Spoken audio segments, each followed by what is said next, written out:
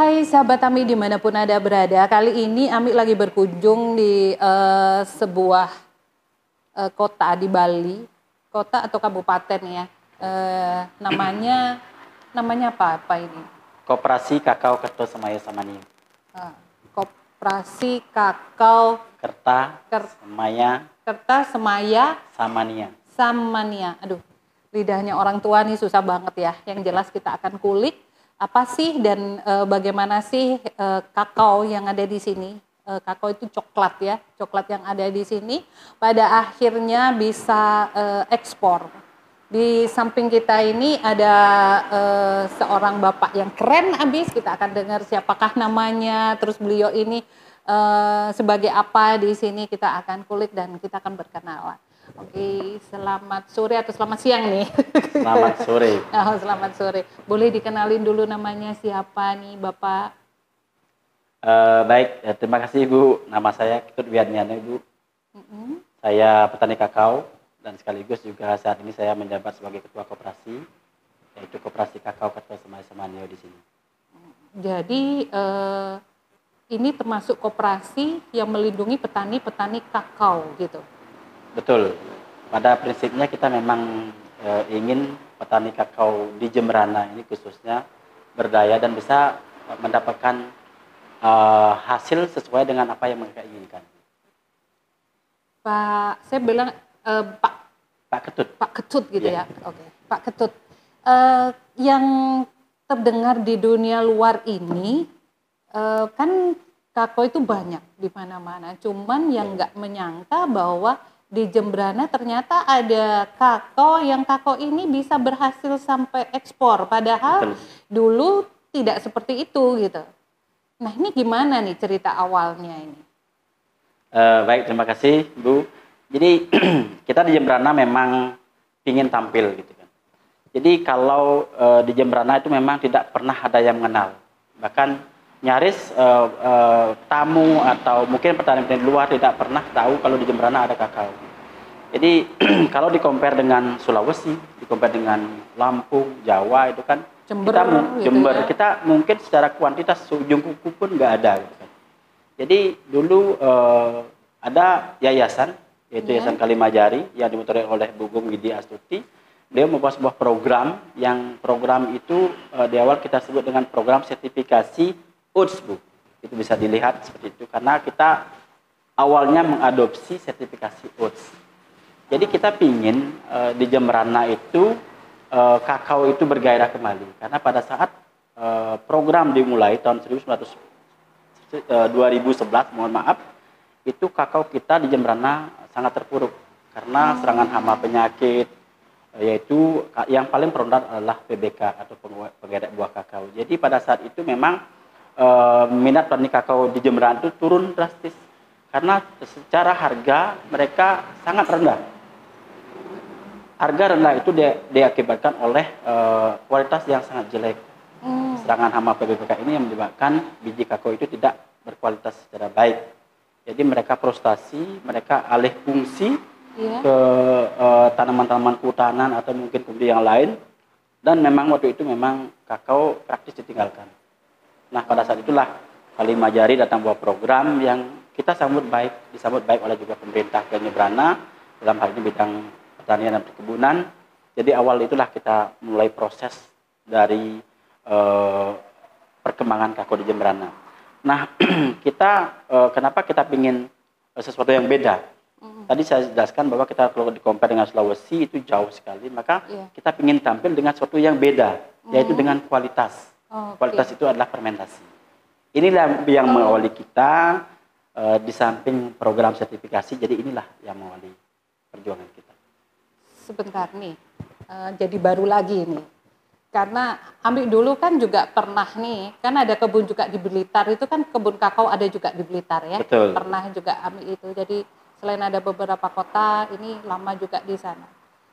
Ini baru denger ini, kalau kakao fermentasi nih, berarti dari buah kakaonya ini difermentasi.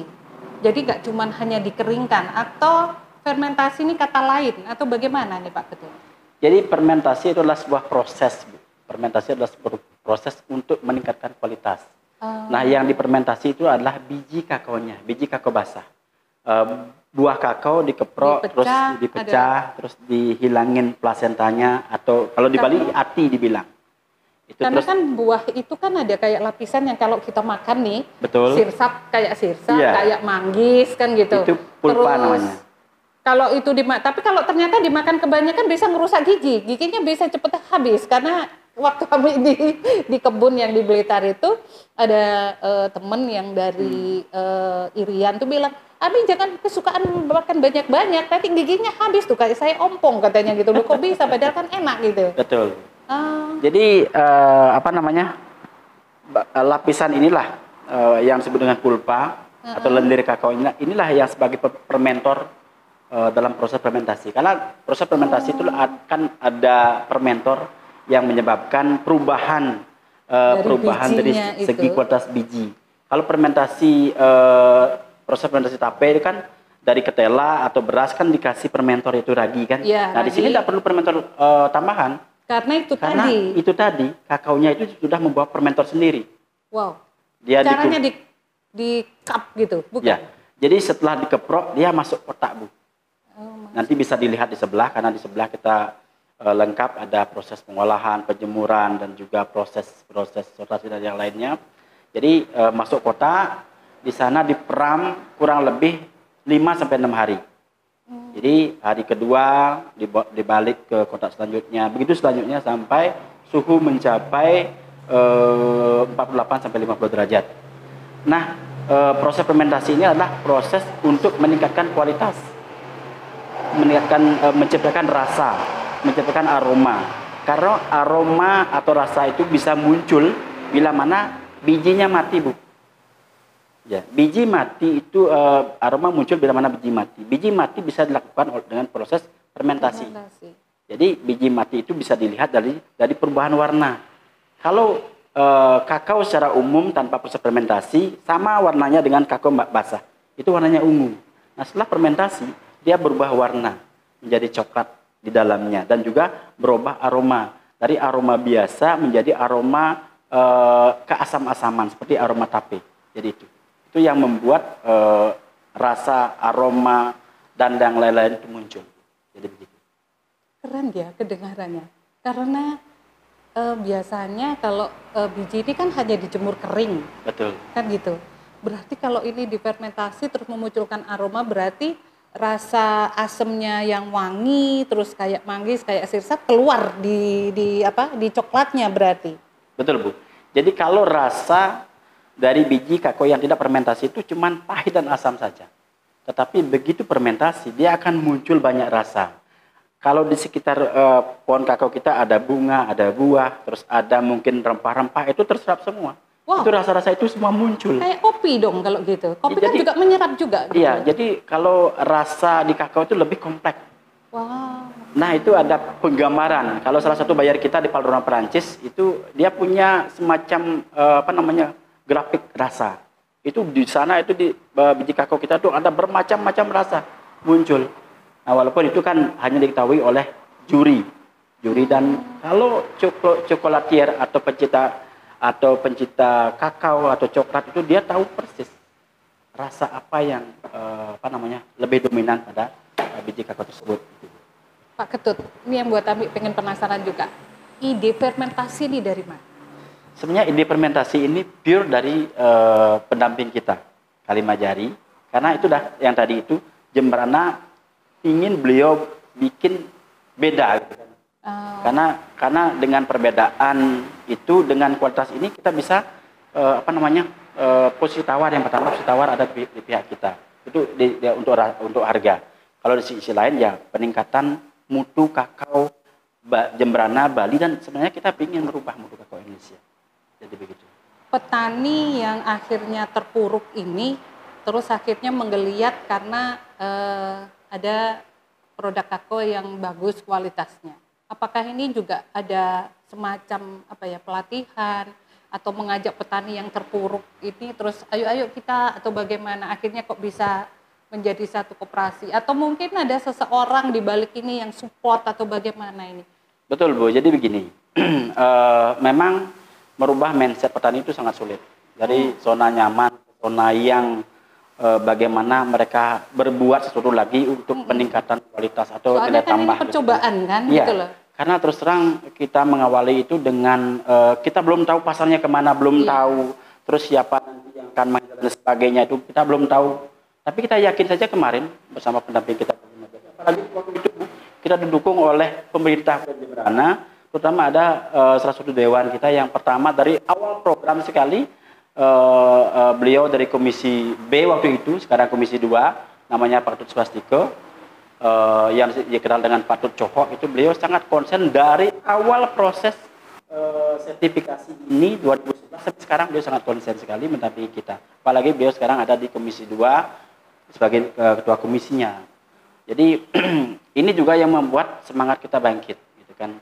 Kita melatih petani bersama dengan pemerintah juga, bidang BUN, Pak Bupati, Pak Wakil Bupati itu sangat konsen sekali, apalagi kakao itu dijadikan sebagai komoditi unggulan Jemberana, Bu. Jadi ini juga salah satu senjata kita untuk bagaimana mengedukasi petani, mengajak petani untuk berubah. Walaupun merubah itu ya, tadi saya katakan sangat sulit. Nah, dengan kita melakukan proses pelatihan, sosialisasi, akhirnya satu demi satu, petani itu berubah, bergeliat. Dan mereka mulai dari melihat dari pergerakan atau perubahan dari satu petani. Ada satu petani yang sudah berhasil, terus itu ditiru oleh yang lain. Karena kita sistemnya sistem studi tiru, gitu kan. Kita ajak petani yang sudah pernah berhasil, yang sudah maju, itu juga yang membuat mereka untuk tergerak untuk berubah. Keren banget.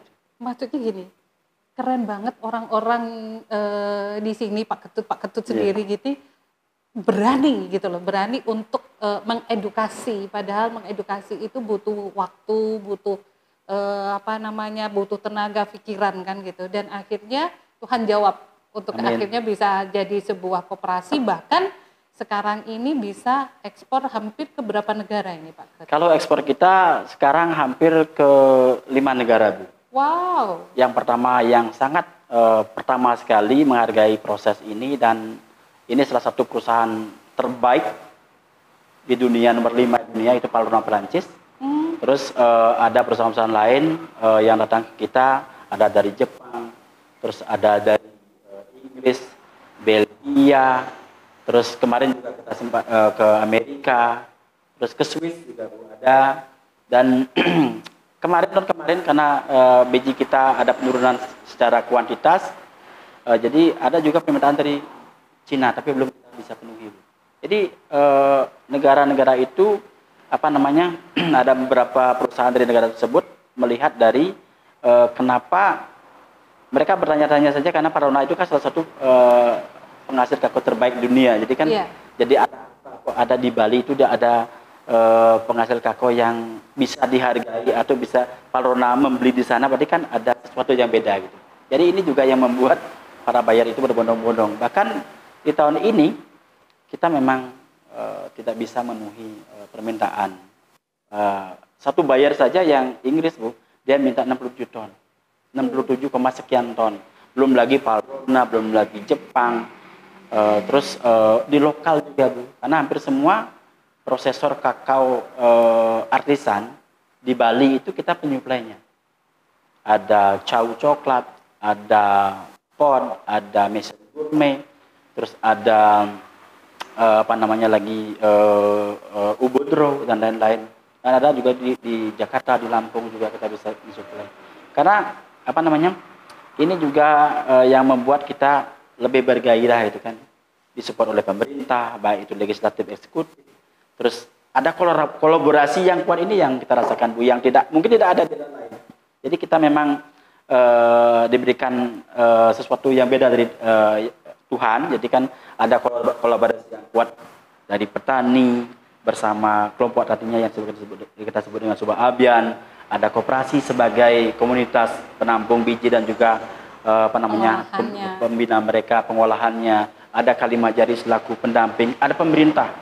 Pemerintah ini memang wajib hadir untuk kita, baik legislatif, eksekutif, juga ada private sector. Ini yang berkolaborasi, memberikan dukungan sehingga proses ini bisa berjalan. Karena tidak mungkin kita berjalan sendiri, Bu. Betul. Tidak mungkin kita bisa berjalan sendiri. Kita harus didukung oleh berbagai sektor. Ya memang harus bergandeng. Sekarang ada ibu juga yang mungkin nanti bisa mengangkat kita di konten-konten atau media sosial sehingga kita bisa lebih dikenal lagi oleh dunia luar apa yang sudah kita perjuangkan bersama teman-teman, bersama pemerintah, bersama Kalimajari, bersama semua petani yang konsisten di sini dan juga pekerja-pekerja di sini yang sangat luar biasa.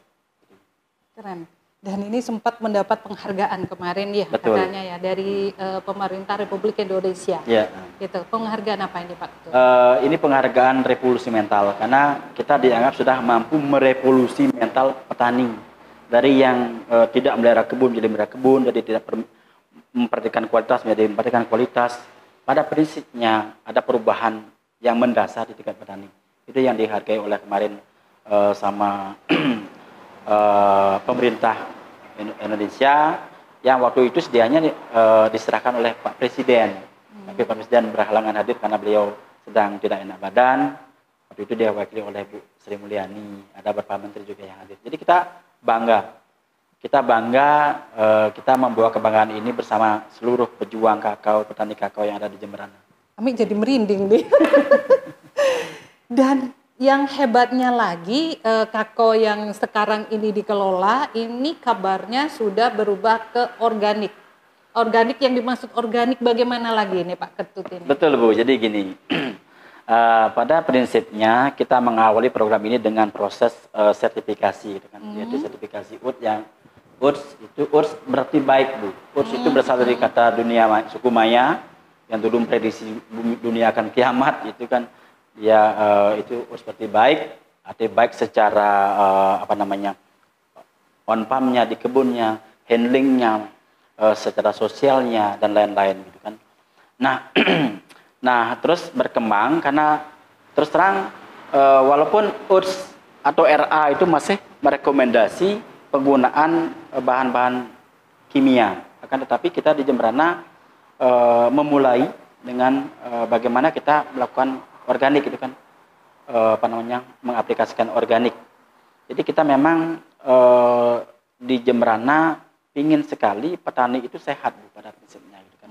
Bukan saja konsumennya sehat karena mendapatkan produk-produk yang organik tanpa bahan kimia, tetapi pada prinsipnya petani kita harus sehat pertama. Karena tanpa petani sehat, tanpa petani kuat, nggak jadi apa-apa. Kakaonya nggak akan terurus, iya, fermentasi nggak akan bisa jalan, komunitas ini nggak akan bisa jalan.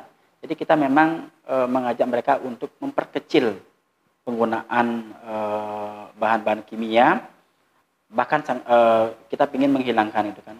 Nah, terbukti kita sudah 4 tahun, Bu. Kita menginjak tahun kelima sekarang, kita menyandang mendapatkan sertifikat organik yaitu USDA dan EU. Jadi ini juga yang karena kalau di segi harga kita juga ada peningkatan. Nah, yang kita utamakan itu yang tadi itu. Bagaimana petani sehat, konsumen juga sehat, kita semua sehat. Ada perubahan enggak untuk segi kalau kualitas jelas karena segala sesuatu yang organik berarti kan lebih bagus. Betul. Tetapi dari kuantitasnya, mungkin kalau kimia hasilnya banyak, kalau organik jadi sedikit, ada enggak perubahan seperti itu? Sebenarnya kalau perubahan di awal konversi itu kan, awal konversi dari tidak menggunakan bahan-bahan kimia ke bahan-bahan yang organik itu memang ada penurunan, tapi tidak terlalu signifikan gitu kan. Tidak terlalu signifikan. Karena kita pinginnya karena secara umum tanah kita kan semua sudah sakit Bu. Dari dulu kita berikan zat-zat kimia. Iya. Karena kita memberikan nutrisi hanya untuk tanaman gitu kan. Kita menggenjot tanamannya untuk berbuah, untuk produksi secara baik, tapi kita mengindahkan tanahnya, arahnya. Makanya sekarang kita mengajak petani untuk bagaimana memberikan nutrisi itu ke tanah, Bu. Karena begitu nutrisi ke tanah, nanti tanah juga akan memberikannya kepada tumbuhan gitu kan. Jadi itu kita peduli dengan lingkungan, dengan satwa, dengan flora, dengan fauna dan lain-lain, dengan sosial juga. Jadi itu. Ini membuat kita walaupun ya tentu tantangan banyak sekali, rintangan banyak sekali, tapi kita jadikan tantangan itu sebagai semangat pemacu kita untuk bergerak. Keren banget. Ya, terima kasih banget. Iya benar-benar keren. Jadi Jangan pernah lelah mencintai Indonesia yang hebat ini melalui kakao fermentasi. Betul. Keren banget kacanya. Hai sahabat Ami. Keren kan orang di sebelah Ami dan sangat menginspirasi sekali. Apapun yang terjadi kita memang harus kuat. Kita harus bersatu satu sama lain, bergandeng tangan untuk lebih menjadikan Indonesia ini lebih berwarna dengan segala sesuatu. Amin. Ya kan? Betul. Oke, kita akhiri dulu pertemuan kita kali ini. Semoga ini menjadikan sebuah manfaat yang besar kepada rekan-rekan di luar sana. Amin. Dan tetap dengan sesuatu yang sama, jangan pernah lelah berbuat kebaikan, karena kebaikan pasti akan mendapat kebaikan. Terima kasih Pak Ketut. Sama-sama, Bu.